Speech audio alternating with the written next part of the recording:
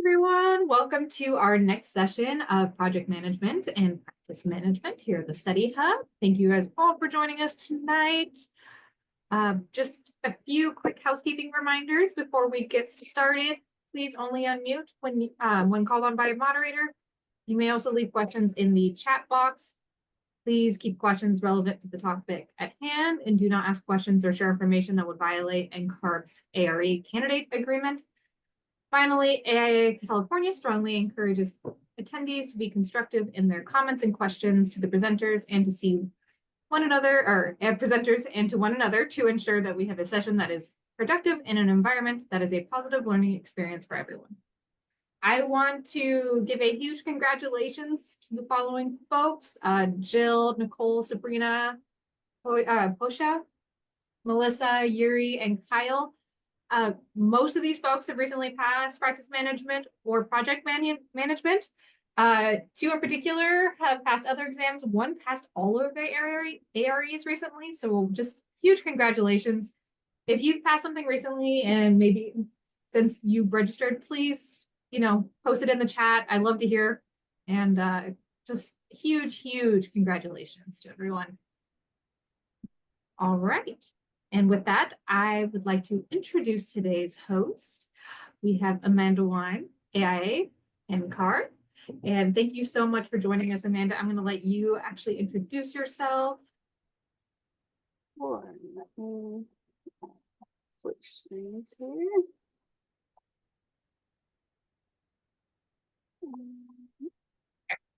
Just to make certain that you can share. Yeah. All right.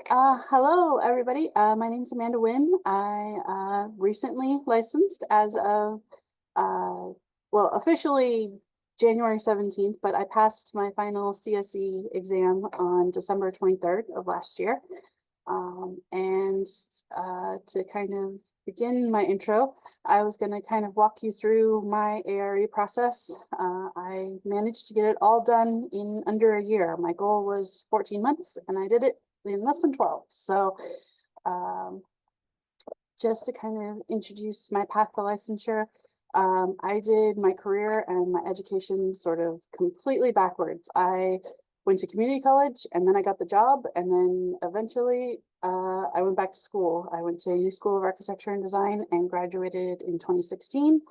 And then just like I put off going back to school, I put off getting my license until my boss basically said, it's time. So I went through all the paperwork and I got my CAB ready for exam email on August 22nd, 2023.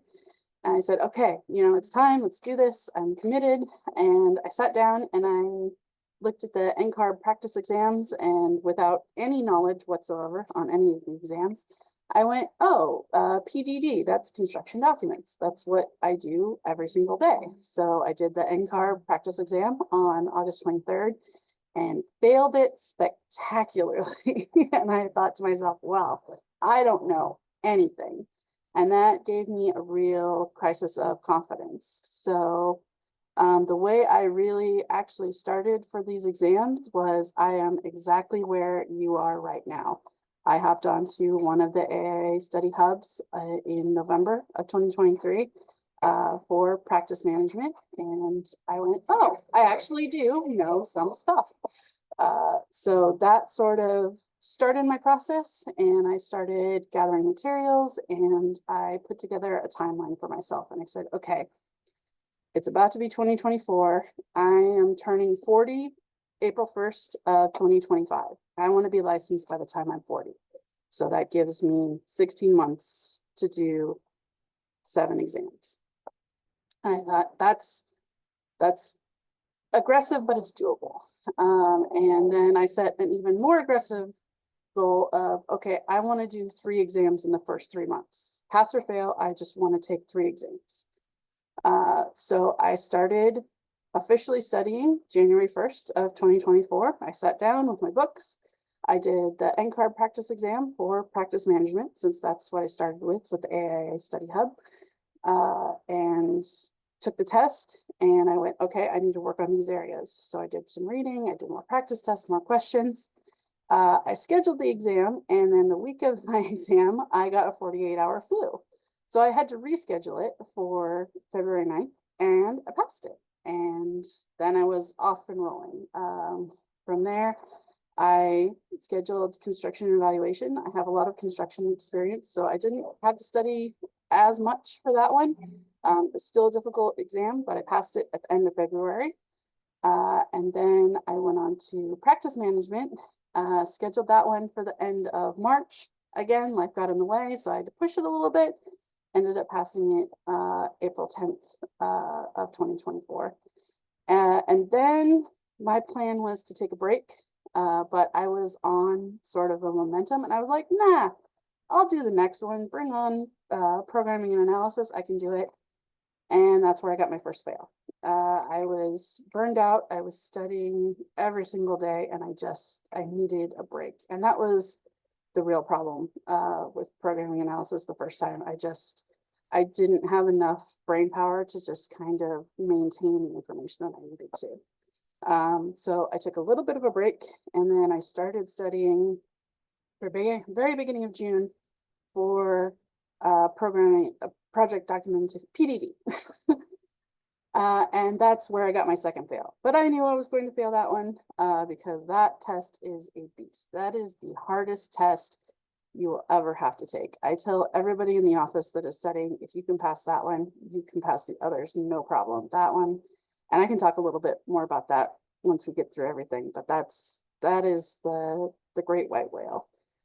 So I knew that was going to be a fail, and then I took July off. I didn't think about the ARAs. I went and did fun stuff. I went to the movies. I went to Comic-Con. I didn't think about the ARAs. And then August 1st, I was like, okay, time to get back on the horse. Started studying for PA again, scheduled it in September, and I passed. So I was like, great, momentum, taking a break works, taking time to, refresh works. Let's try PDD again. And I took it, and it was still a beast, and it still hurt, but this time I passed. So I was looking at my goals, and I wanted to pass CSE by April 1st. And the waiting period for CSE instead of the 60 days is actually 90 days. So I was like, well, if I want to take it twice, I need to take it in December and March. So I'm going to need to pass PPD right now. So the week after I got the pass on PDD, I took the NCARB test for PPD, and I passed it, flying colors. And I looked, and there was an appointment for the next weekend for PPD. So I took a huge gamble, and I scheduled it, and I passed, which was a huge shock. I was not expecting it to pass the first time. I thought I would get one chance to take CSE, but I passed it, and it was great because that gave me a whole lot of time to study for the California supplemental exam, which I took on December 23rd, and the best Christmas present ever, I passed that one too. So if I can do it, trust me, any one of you can do it, because I did not make it easy on myself. So the fact that you are here deserves a great big round of applause. The fact that you have decided to take the step, take your exams, is a huge first step, and it's something to be immensely proud of. If you've taken an exam, if you pass an exam, those are all fantastic hurdles, and you deserve to be very, very proud of yourself, because it's a big deal. So well done, all of you. Okay. So I want to talk a little bit about project management, and then we can kind of do choose your own adventure. I have a couple of test questions to go over, or I can talk more about my experience and tips and tricks, or I can do both if we still have time left. So I'll leave that up to the chat, and I can't see the chat, so I'm going to trust the people who are monitoring this to help me out with that.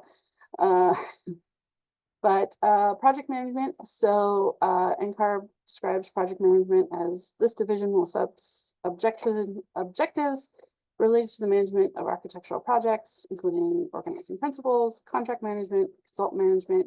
The division will focus on issues related to office standards, development of project teams, and overall project control of client fee and risk management. Candidates must demonstrate an understanding and abilities in quality control, project team configuration, and project scheduling.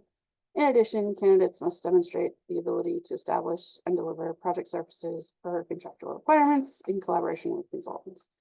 So what does that all mean? It means the boring part of what we do. It's all the contracts and the math and the scheduling. And the best references I found for this, the Architect Handbook of Professional Practice is your Bible for these two tests. Everything you need to know is in the Architect Handbook of Professional Practice. And I implore all of you, once you are done with your exams, hang on to that book.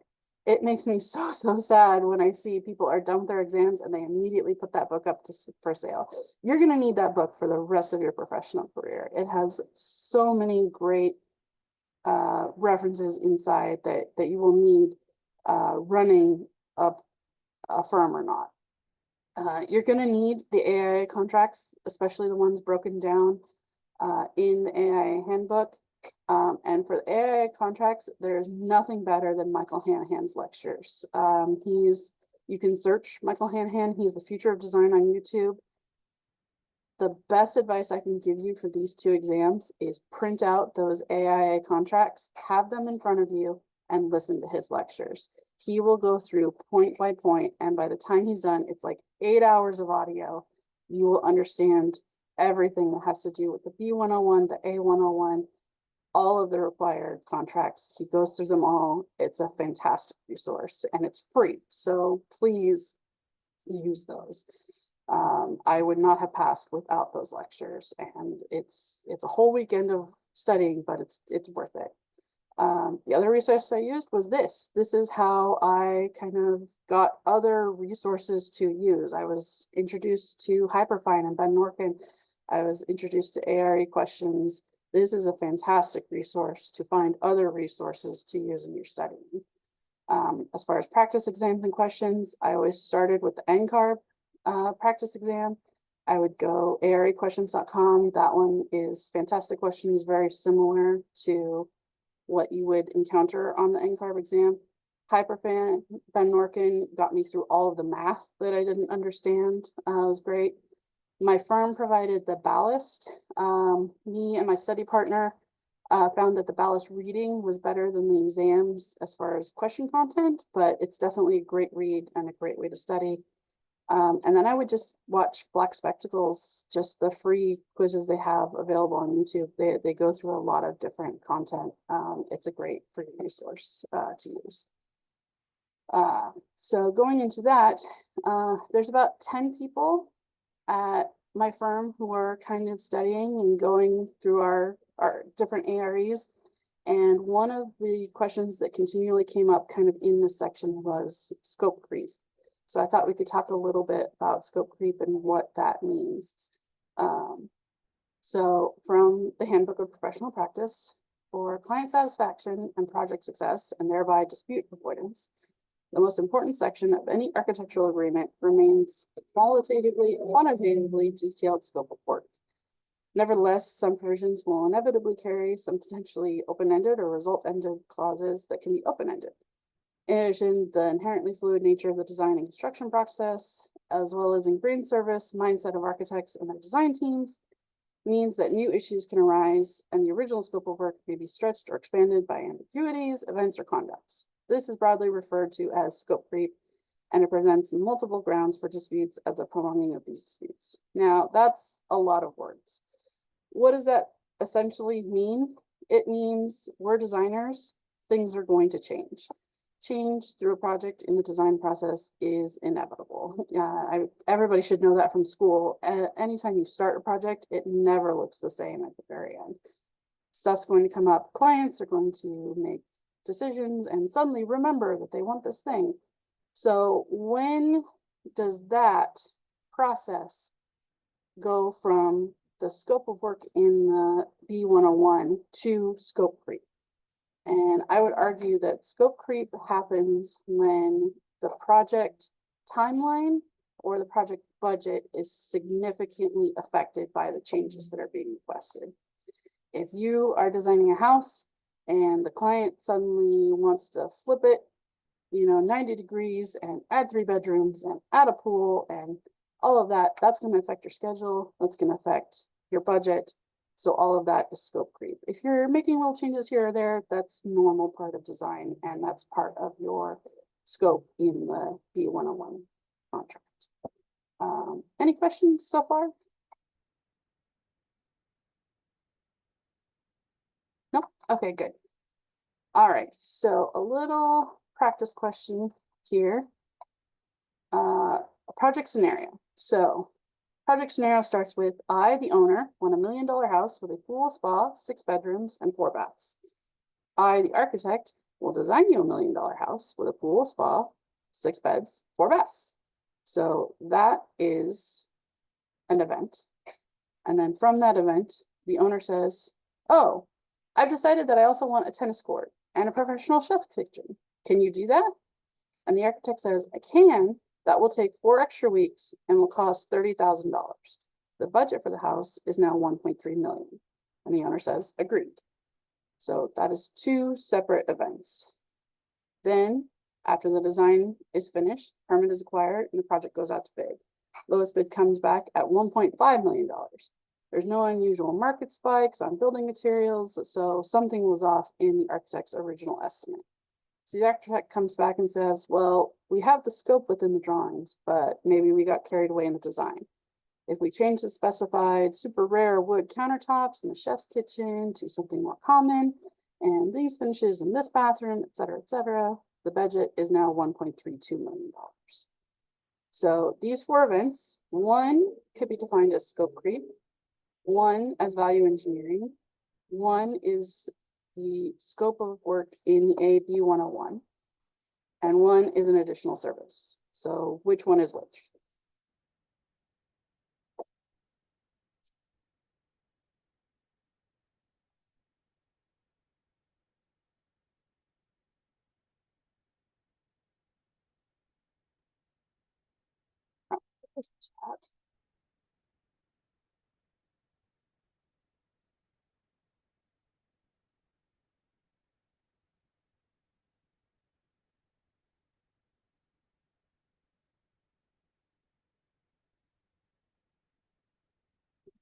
Just 1 minute, give them a minute.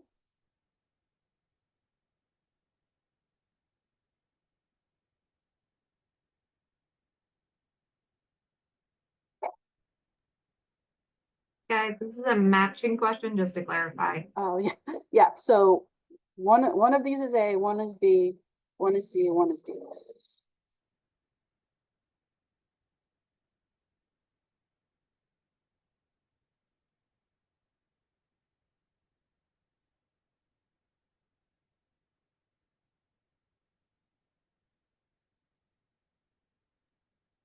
Amanda, can you see chat or should I read you? I can, yeah. Okay. I'm watching answers coming.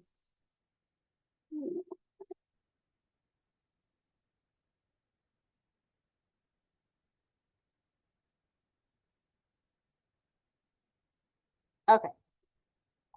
So these are the correct answers. So I, the owner, want $1 million house with pool, spa, 6 bedrooms, and 4 baths, and the architect agrees to that scope of work. That's the AB 101. That's the original architect and owner agreement. I'm going to design this for you for this amount. Then the client comes back and says, oh, I want to add this and this. These things are affecting the project schedule and the project budget, so they could be defined as scope creep. Once scope creep is added to the project with the extra 4 weeks and the extra budget, and the owner agrees to that, that is an additional service that's built into the contract. Then, if the project comes back over budget and the architect changes the design, that is value engineering. Make sense? Any questions?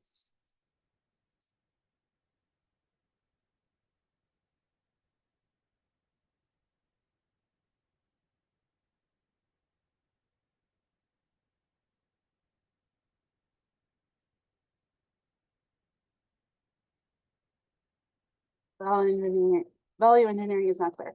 Okay, so as part of the AB 101 agreement, we agree as the architect to design a project within an owner's budget to the best of our abilities.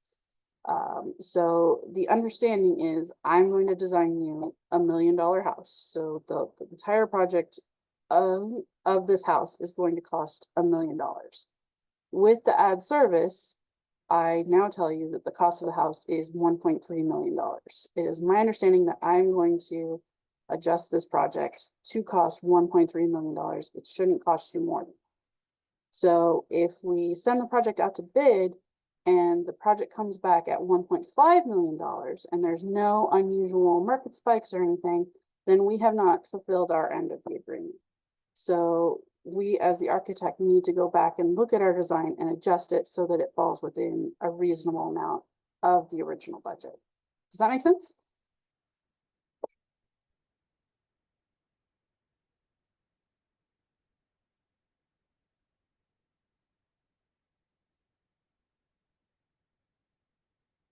B and C seem the same. So scope creep and additional service. So scope creep is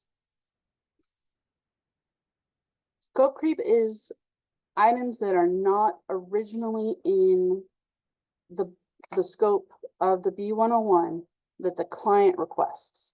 So the original agreement was the $1 million house, pool, spa, 6 bedrooms.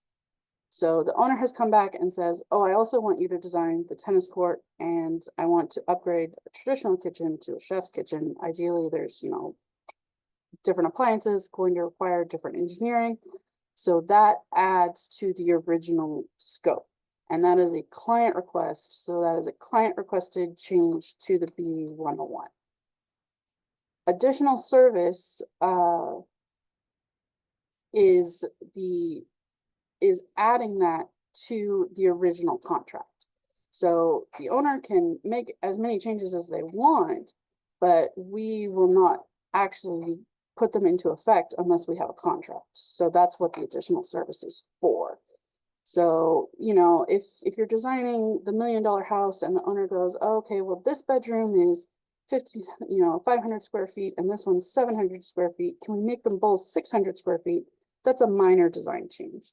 That's not going to result in an additional service. That's just moving a wall. But it's when you're adding significant change to the budget of the project or the timeline of the project that it becomes an additional service that you need a contract for. Make sense?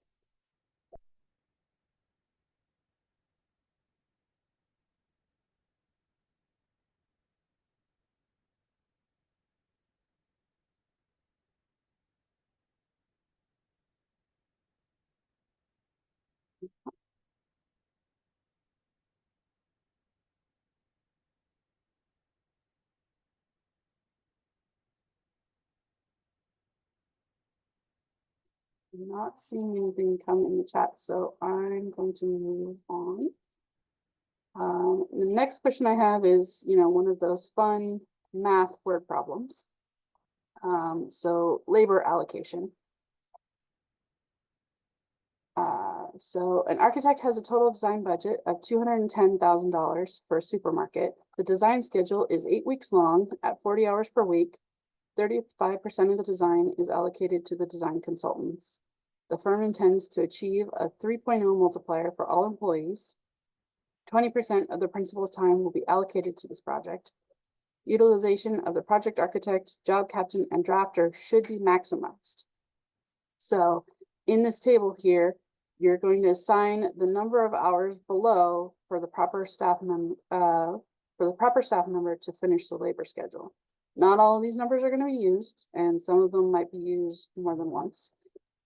This is going to take a little bit of math, so I'll give everybody a few minutes to work it out, and then we'll kind of go over how to figure this out.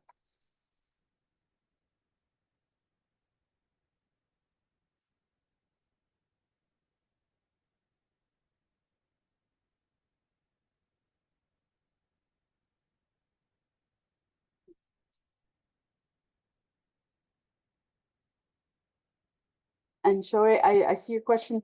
If the owner asks you to perform work that affects the timeline or the budget of the project, yes, you should immediately prepare an ad service before you do any of that work and have them sign it to approve the changes to the scope of work and to the documents.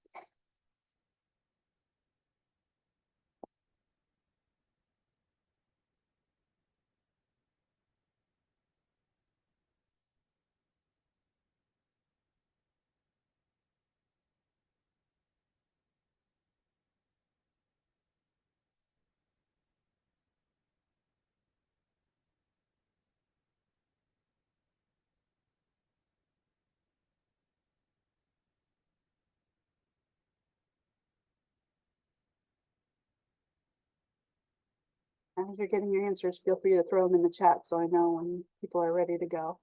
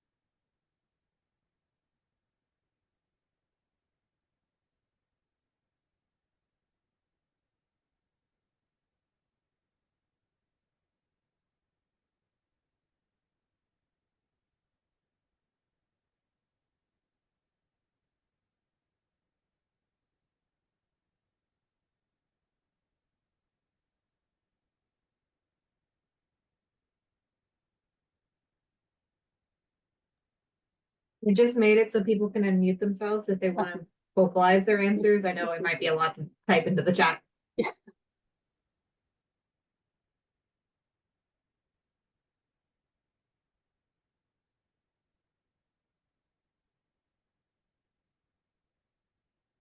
Oh, I just realized.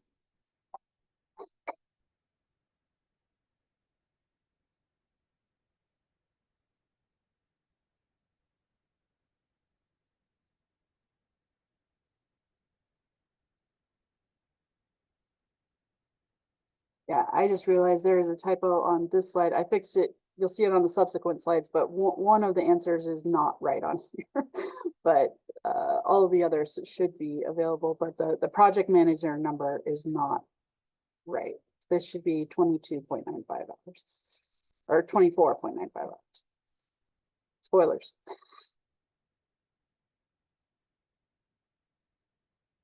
So if your math is not coming up right, that's why.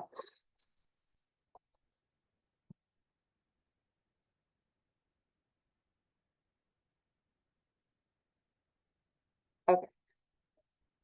I'm gonna kind of start walking through how you would go about solving this as far as the exam goes. So there's a lot of information on this page, and I'm gonna kind of show you how I would break it down during the actual ARE exam. So, and now you'll see the correct answers. So correct answers are principal should be A, 8 hours, project manager should be 24.95, and the other three should be 40 hours. So how do we get to that answer? Well, let's start and let's just take the information we absolutely need to know about this. So total design budget of $210,000. So as you're reading these math questions and you realize, oh, this is a big math question, get out the highlighter tool while you're taking the exam and move that information into the memo pad so that you have all of the concise information in one specific place and you're not looking at this giant paragraph of text. So total design budget of 210,000. Schedule is 8 weeks long, 40 hours per week. 35% of the total design fee is allocated to the consultants. There's a 3.0 multiplier for all employees, and 20% of the principal's time is allocated to this project. And then utilization for the project architect, job captain, and drafter should all be maximized. So we're going to take that information, we're going to move it to our memo pad, and this is what we have. So total design budget, 35% of that design is your consultants. Schedule is 8 weeks, 40 hours per week, 3.0 multiplier, 20% of principal's time, maximize these three. With that information, you already have your answer for these three. We're going to verify that answer, but you can go ahead and put 40 hours for these three because you know you want to try and allocate 40 hours for them. So from there, we have $210,000 for the total design budget. We need to figure out the architectural design budget. So we're going to multiply 210,000 by 0.65 because 35% is the consultants, so 65% would be the architectural budget. Then from there we get 136,500. That is the total budget for the architectural team to spend on this project. From there, we're going to divide by the 3 multiplier to get the direct rate budget for all employees. So divide by 3, you get $45,500. That $45,500 is then divided by the schedule, which is 8 weeks. So we have a $687.50 weekly budget for this project. So now we can start dividing that weekly budget into the different roles. We know the principal budget is going to be 20% of his full weekly budget. So 40 hours times 20% is 8 hours. So that gives us our answer for him, which is A. Then we need to figure out how much he's going to cost in those 8 hours. So 8 hours times his direct rate is $840. So we're going to subtract $840 from our weekly budget, and that is the budget for the rest of the team. The project architect, the job captain, and the drafter, we all want to have 40 hours on this project. So we're going to add together their direct rates and multiply that by 40 hours. And from that, we get that all 3 of them for 40 hours each week is going to be $3,600. $3,600 is less than we have remaining in our weekly budget, so we can allocate 40 hours for all of them. So we have verified that F is the correct answer for all 3 of them. Now, the only one that we have left to figure out is project manager. So project manager budget is that $5,687.50 minus our principal's budget minus these 3, and that gives us $1,247.50. We divide that by his direct rate, which is $50, and that gives us $24.95. Any questions?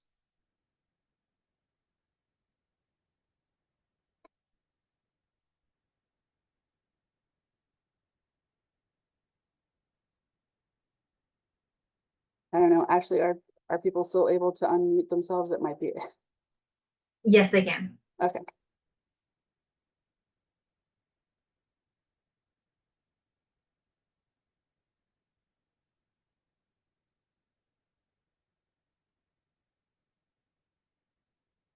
It does specify in the table that this is the weekly per hour rate or per hour allocation for the labor scheduling project. Yeah.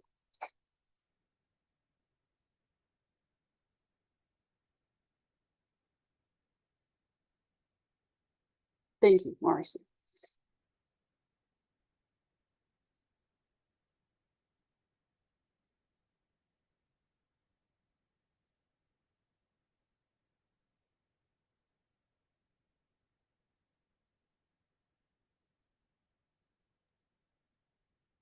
Not seeing any more questions. We can always go back to it, I suppose. Okay. That's all I had as far as kind of practice management questions. The rest I just kind of have sort of tips and tricks for the ARE. Like I said, I just went through this, so it's all fresh in my mind. So I wanted to just kind of go over some advice that I have as far as the AREs. First off, set a realistic goal. You're never going to achieve it if you go, yes, I'm going to pass all of the AREs in a month and it's gonna be done and I'm gonna be licensed and everything. You're never gonna pass all of these tests in a month. So sit down and figure out what works best for you. You know, people have jobs and lives and kids and stuff is always going to get in the way.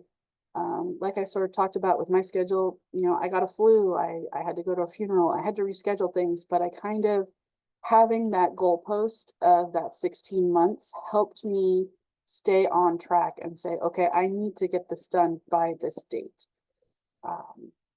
So setting a goal and scheduling a test, you know, putting your credit card down and paying $250 is a big deal and it's a great way to motivate you to study, because if you fail that test, it is gone. So definitely set a goal, schedule it, and just it's the best motivator you have. Just set a goal and just do it.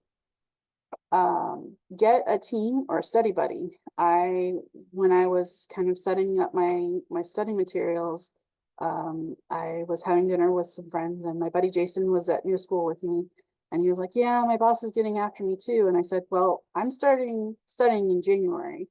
You know, do you want to do this together? And he said, absolutely.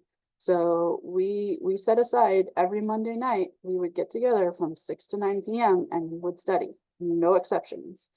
That was our time to get together and quiz each other, bring up issues that we were not understanding, and we would try and find the solution together. And it was a great way to hold ourselves accountable, because if you're doing it on your own and it comes time to study and you're just like, oh, I really don't want to, you know, you will find a way to not study. But if somebody else is counting on you to be there, it is a great way to keep yourself on track. So yeah, and Jason managed to do it 2 days after I did. So we both managed to get licensed in under a year with that philosophy. Have a dedicated study and space time. Like I said, we said, you know, every Monday night from 6 to 9, we are going to meet at this coffee shop and we are going to study. Being in our homes, we found was too distracting, because you could be like, oh, let me just go load the dishwasher really quick, or oh, you know, this thing on TV, I'll just watch that really quickly and then I'll study. No, take yourself out of your normal life, go somewhere and give yourself the gift of dedicating that time to study. It's the best thing you can do to just be like, yes, this is my ARE time.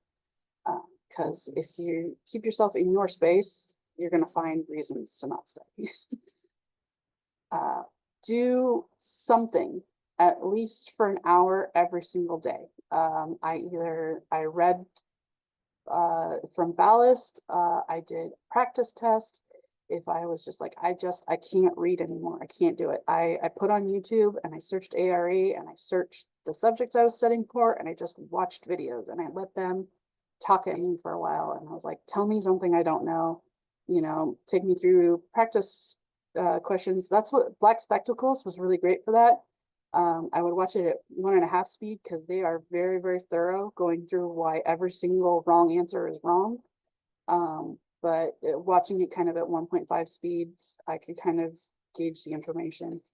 At the coffee shop, we would, do trivia. We would ask each other questions, pull out, our books and quiz each other. If you are someone who just likes to watch TV and doom scroll on Instagram or some other social media, instead of being on social media, go to your app store and find one of these apps. We used this NCARB ARE app. It's very much kind of the 1 + 1 = 2 questions. It's not so much the quadratic equation. They're like very simplified questions, but it was something to kind of keep our minds in the material and keep yourself thinking about what you're studying about and keep yourself engaged with that, even if you're doing something else at the same time. So just do something, dedicate some time to re-engage your mind with the material, and it will help you recount facts and the things that you're reading and studying. Celebrate. I am a big proponent of celebrating every single milestone you do in this process. If you studied and you scheduled a test, fantastic. If you took the test, celebrate that. Even if you fail, every time you sit one of these exams, it is a huge deal. You are doing something monumental. You have put in hours and hours of work. Please celebrate that. Every time I took a test, I celebrated taking the test with a small thing. One of my favorite things is Sonic Vanilla Coke. So after every test, I went to Sonic. I got myself a vanilla Coke. I was like, fantastic. You put in so much work, have this treat. If I pass the test, I rewarded myself with something a little bit bigger. I got a Lego set. Every single test I passed, I got a Lego set. If I hit a larger milestone, I got a bigger Lego set. So just reward yourself, because you are investing so much time. Having that positive reinforcement, even if you fail, even if you stumble, is motivation to keep going. The biggest advice is just keep going. Do not allow yourself to stop, because once you've started on this train, the more you go, it's like rolling down a hill, and the goal gets closer and closer and closer, and it's fantastic when you finish. I can't stress that enough. Some day of ARE tips. Schedule the test when it works best for you. Depending on your testing center, they might offer any time, day or night. Here in San Diego, you could take it at 8, 9, 10 a.m., noon, or 6 p.m. I am a night owl. I am not functional whatsoever before 8 a.m. So getting up and being ready for an 8 a.m. test would have been awful for me. The AP tests and SATs in high school were horrible because they were always first thing in the morning, and my brain just hadn't woken up yet. So I was scheduling 6 p.m. tests, and I was great. It gave me the whole day to kind of prep and prepare. But if you are a morning person, absolutely schedule it first thing in the morning. Whenever you are closest to your 100%, definitely schedule your tests for then. Sometimes it's unavoidable. PDD and PPD were morning only tests, so I scheduled it the latest possible appointment I could get. I was going for those 10 a.m. tests as often as I could, just to give myself the best chance for success. Do not study the night before. And this seems counterintuitive, but if you have scheduled your test for Tuesday, studying on Monday is not going to help you. Take the night off, give your brain a chance to rest. Don't study, try not to think. Seriously, find the stupidest thing you can find on TV and just binge watch that for the rest of the night. Do not think about anything related to the AREs. Give your brain a chance to recoup before you hit it with a very serious test the next day. Take the day off of work. If you schedule an ARE, do not go to work. If you can, try. That's what vacation hours are for. If your firm is supportive of you taking these exams, they should understand AVRP luckily was very supportive, and anytime I needed a day off, they were like, yep, go take your exam. So don't go in before, don't go in after. You should be relaxing before, preparing before, and you should be celebrating after. So don't work that day. Eat something hearty before and watch your liquids. So if you are in the test and you are hungry, it's distracting, it's taking you out of where you should be, and it's making you go through the test quicker, and you're going to make mistakes. Same thing with liquids. If you need to use the restroom and you're trying to answer as many as you can so they don't get blocked off, you know, plan your breaks with a strategy, you know, plan your food and beverage. Like I said, I would try and do an evening test. So I would get up, I would have a big hearty breakfast with lots of protein. And then, you know, I do kind of my pre-test ritual, and I was good to go, you know, for my 6 p.m. And then after that, I would go to Sonic, get something to eat. So plan that accordingly. Have a pre-test ritual. I had about an hour long amp myself up music playlist. So I would get to the testing center and I would sit there and I would listen to my amp up pre-test ritual playlist. I would warm my brain up. I would kind of go over questions that I had been struggling with a couple days before, you know, review them, make sure I understood where I went wrong. Anything that makes you feel better about going into the test. Do warm your brain up. Like I said, don't study the night before, but you know, an hour or so of warm up before the test is probably a good idea. It gets you back in the mind frame of that material. And then, you know, whatever makes you confident. If, you know, you need to have a little dance party, have a little dance party.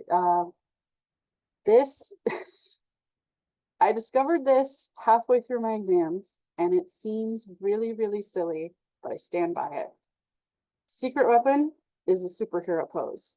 And I got this from Grey's Anatomy, but there is science behind it. I have looked it up. People from Harvard and Columbia have studied the effects of standing in this position, so feet shoulder width apart, hands on your hips, chest out, looking up. If you stand that way for 2 minutes, you will do immeasurably better on your test. I did it every test after I discovered this. So after my PA and PD fails, I did it for every test after, and I passed every single one. So don't tell me it doesn't work. I did it. I stood in the bathroom and I counted to 300 and I did it. And for the first 200 seconds, I felt like an idiot. But that last 100 seconds, I felt so good. I felt like I could take on the world, and I was ready, and I was going to show that test who was boss. I stand by it. You're going to feel like an idiot, but do it. It will make you feel so much better. And I know that's silly, and I'm seeing the laughing in the chats, and believe me, I know it's ridiculous, but it worked for me. Other than that, you know, throw your questions in the chat. I would love to talk more about my experience or answer any questions. You can always email me, please. I've kind of become the ambassador / cheerleader for the other people taking the AREs in my firm. I would love to be a cheerleader for you, help you in any way I can. And please let me be a resource for you, because I just got through this process, and I would love to help you get through it too.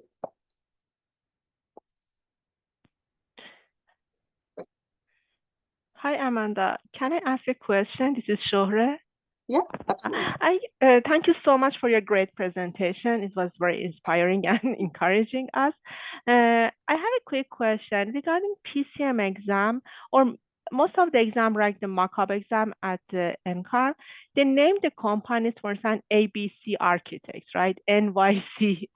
And during the test, they ask us for, you know, they have two firms, they merge, and they want to, you know, which, for instance, they want to do something, they have to put the project admin, or, you know, whose job captain will be involved. You know, it is very confusing for me. Right now, I'm working as a project manager, but it's still in the test because they're playing a lot with the words, ABC, NYC, East Coast, West Coast, and the location is, and we have a limited time to answer the questions. Do you have any trick or anything how we can answer the questions? For instance, if they want to do a project that is more on a specification, can interior designer be involved or not? Can admin will be, I'm sure admin is not involved, or I don't know, something like that. Can you share your experience to answering this type of questions? Absolutely. I found that they gave you all the information you needed to know in the question.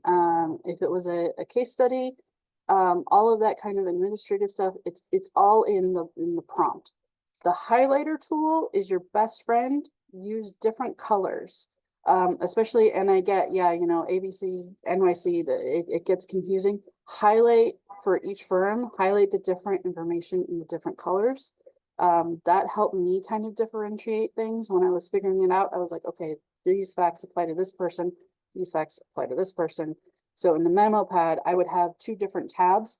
That's another thing. There are tabs on that memo tool, and I did not discover that until like my 4th or 5th test. I was like, you mean I don't have to erase this thing every single time?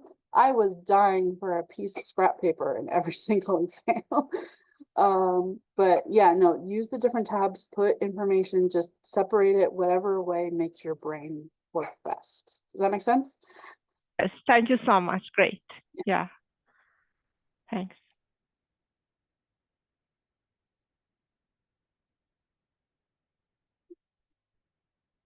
All right, so are you allowed to, would you advise, do the case study questions? Do you mean do them first or, yeah. I never did, but if you find during the practice tests that those are taking you more time, basically what I did for every exam is I gave myself, for the 3-hour exams, I gave myself an hour to go through the multiple choice questions. So I would go through the multiple choice and answer anything. If anything was taking me longer than 10 seconds to kind of come up with an answer, I would mark it for review and move on. So I went through, answered all the multiple choice, and then I would go back to the screen and see how many I had marked for review. From there, I would kind of go back through a second pass. So my brain was a little bit more warmed up. And those first couple questions, you're not thinking straight yet. So I would go through and be like, okay, that is what they're asking, go through and answer it again. I tried to give myself at least an hour to do the case studies, which is 10 questions, just on their own. But if you find that those are taking you more time, it's only 10 questions.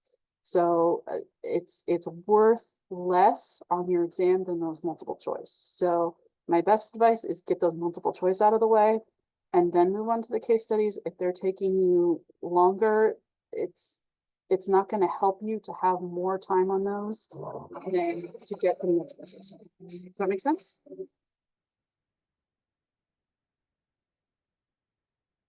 I thought I was going to need breaks for the 5-hour exams. I never actually ended up taking a break. So I sat through the whole thing uninterrupted. There were a couple times I probably should have taken a break. But no, I sat through the whole thing, did it all in one go. So again, plan your meals and your liquids correctly. I used the bathroom before right before I went in. So I, in theory, did not have to worry about it, but yeah, no, luckily I never needed to take a break. I guess I always think of them as 5-hour exams. I guess they are 5 hours with the allotted break, but PDD and PPD are 4.5 hours.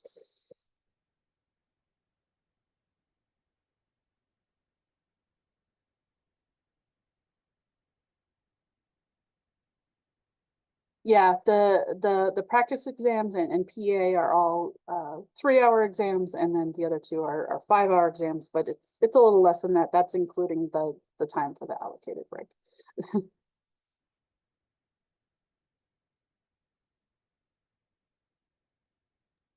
I have this question. Have you ever tried online exam? And instead of going to PSI at home? I never did a proctored exam because there's very specific requirements, like you can't have anything in a room with you. If I didn't have my background on, I'm at work right now, there's all kinds of stuff on my desk, so I couldn't take it at work and I definitely couldn't take it at home. There's just too much stuff. So Yeah, I I just, see. plus, you know, taking it at the testing center, again, I wasn't studying at home, so I didn't equate, you know, home with that material. So taking it at home didn't have an advantage to me. I would rather just go to the testing center and take it on Yeah, the but computer. unfortunately, PSI I'm living in San Jose, Okay. and that is close to us, about 20 minutes. It's very crowded. You know, they have no space. Not crowded. There is no space for us because the duration of exam is about 4 hours, Mhm. and it's difficult for them to allocate us. So I have to go to Union City to San Francisco, and it's impossible for me to drive 1.5, 2 hours to go to other cities. And yeah, for this I want to try for my PjM. I went to PSI pass, but for PcM, I'm thinking maybe I try online once to see. Yeah. Yeah, I mean, if you have the environment for it, I would absolutely recommend it. And make sure you have a good Wi-Fi connection and a really good computer, because if it interrupts for any reason, you're out. So that was always also part of my And you interpretation know, of it doing it is at home. things that I noticed. I did just as a test with them. I make an appointment, and I did a test that the space adequate, everything is fine. Mhm. The problem is they never let us to talk. We have to type, you know, Mhm. as it's very distracting. If there is something's happen, it's waste our time, you know, with the time is passing. How can I type, you know? Yeah, and yeah, it is the only issue that I have. But my kids were playing in. It was a test, you know, by playing in the living room. And he disconnected and said, "What are you doing?" And he said, "I can't. It shouldn't be any now noise around you." Yeah, And and if they yeah, come it's in not because they want permitted. mom for something, you know, your test is over. So Yeah, it is that's the issue, right? I have to do during work. I don't know. Yeah. yeah, I don't know, if you work at a firm, if they have a conference room or something, that they will, you know, let you take a laptop in and take it after Yeah, they can. hours. But I'm worried that conference room there is a mirror windows. It is glass. I don't know that it is okay or not. They ask us to cover everything, right? Mhm. Yeah, it is the only issue that I have at work. Yeah, Yeah, I yeah, will I would. try. Yeah, I would definitely, because I mean, your firm wants you to get licensed, so work with them, say, hey, I need this environment to take my exam. They Yeah, should be right. You are right. open to helping you. Yeah, sure. Yeah, maybe I put the cover with papers or something. Yeah. Thank you.